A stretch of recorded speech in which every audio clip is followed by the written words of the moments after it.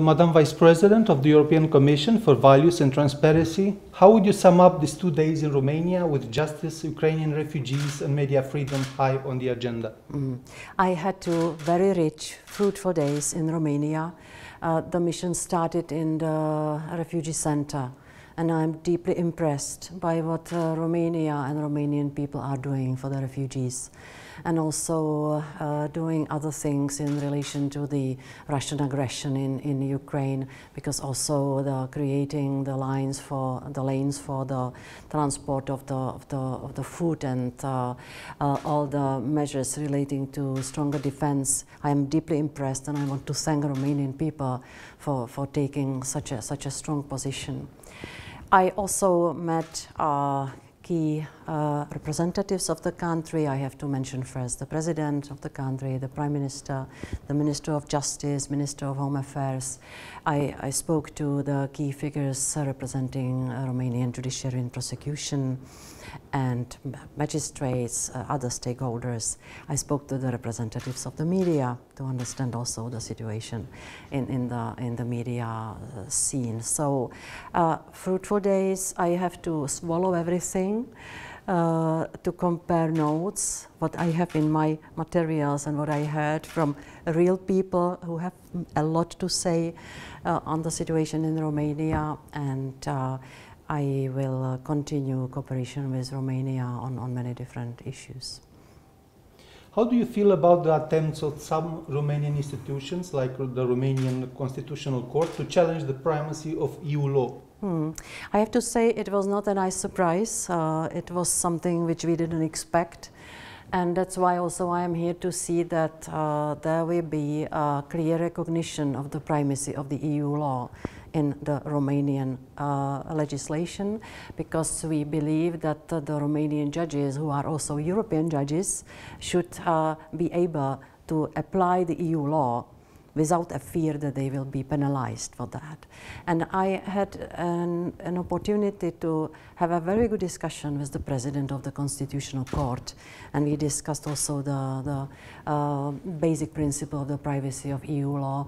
I tried to explain something what the President of course knew, that the primacy of EU law belongs to one of the pillars on which the European rule of law is built. So we would like to see the primacy of the EU law to be fully recognized in Romania. You have been speaking in a recent interview about the possibility of a last CVM report for Romania. After the meetings you have had the last 2 days, would you say in fact that this perspective is really there? How would that work? I believe here is a political momentum now, because I heard a strong declaration and determination from the side of the President, Prime Minister, Minister of Justice, other important figures, that now it's the momentum to adopt the laws which will address the issues which we list in the CVM report, which will enable us to finish the CVM and transfer the assessment of Romania under the new measure or tool which we have, which is the rule of law report, which is a standard assessment which covers all the EU member states. So I think that the momentum is here. There are things to be done. I cannot promise, but I can be honest with you. I would really like to finalize the CVM reporting, because among other things it is also occupying the capacities of the Commission, and because we have this new tool, we might do this, I don't know, take the step from the CVM to the rule of law report assessment. It will depend on Romania, however. The special section investigating magistrates was recently dismantled, which was one of the Commission recommendations.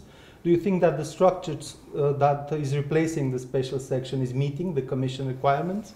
The new structure on investigation of judges and prosecutors will be fully monitored from our side, because indeed we said that the special section should be dismantled, but now we want to see the new structure doing the proper job and being impartial and being independent, impartial, and fulfilling the purpose. And so this is now to be monitored by the Commission. Are there other issues except the dismantling of the special section that they are essential to the ending of the CVM?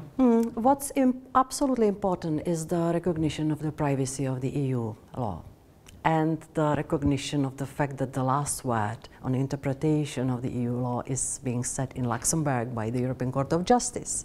And the European Court of Justice decisions are legally binding, so this is essential thing. Also, of course, we want to see the stabilization of the status of magistrates, all the safeguards protecting their independence. And what is relatively new for me after my talks here is a lot of issues relating to the practical things, like conditions for the work of the judges and prosecutors, the stability, the financing, the good planning of human resources and sufficient human resources for the sector of judiciary. So I have a lot of ideas which I received from the practitioners, which is very valuable. There is a lot of criticism in the Romanian media about the new draft package of national security laws, and some of those concerns probably have reached the European Commission. Are you aware of the issue, and if so, is this something that you are watching closely? I am not personally covering the security laws. And it depends, general comment, it depends on which stage the laws are. The Commission can react on the laws which have been adopted. We are always assessing whether the law is in breach with the EU law, and then in case it is true, then we can launch some procedure. Another important issue in your visit in Romania was media freedom and fighting disinformation. Would you say Romania is dealing with setbacks in media freedom, or would you rather say that there are issues that have not been properly addressed so far? I see similar problems as in some other member states, especially the economic weakness of media. And the lower you go to the regional and local level, the more we see media struggling for survival because of the economic distress. So I see similar problems. We also see the issues which relate to possible political pressure on media, also by means of allocation of public funding. So these are, I received a lot of comments here. Also, one specific thing for Romania, the excuses based on GDPR, that the journalists should not have access to some information because of GDPR. This is country-specific Romanian issue. That's why I decided to collect these complaints and to ask the Romanian Data Protection Authority to check the situation and to take some measures if necessary. So I informed your colleagues from media that we are working now on the Media Freedom Act, which should be a legally binding set of rules for all the member states, which should in a concrete way protect the media sector better against politicization, against financial pressure, against non-transparent funding and related things. So we will adopt this law in September, and I see that it might improve the situation also for Romanian media. And I would have, if it's possible, one last question about, Ukraine and Moldova, which have received the candidate status at the last European Council.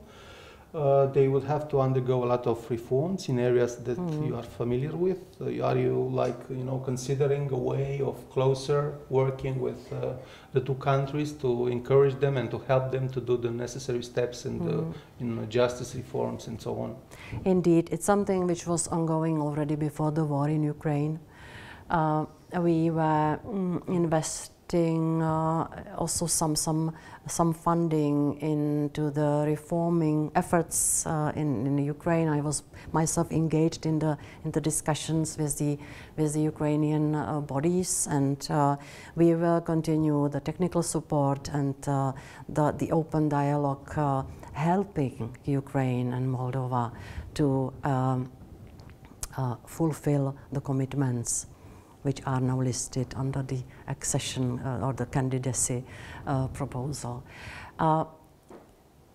It's not easy to imagine that Ukraine will face the war, the aggression, and at the same time to take the steps towards reforming of the judiciary and anti-corruption and anti-money laundering, all these things. But we have very strong commitments verbally expressed by the Ukrainian colleagues that they started the work. So we will help as much as we can.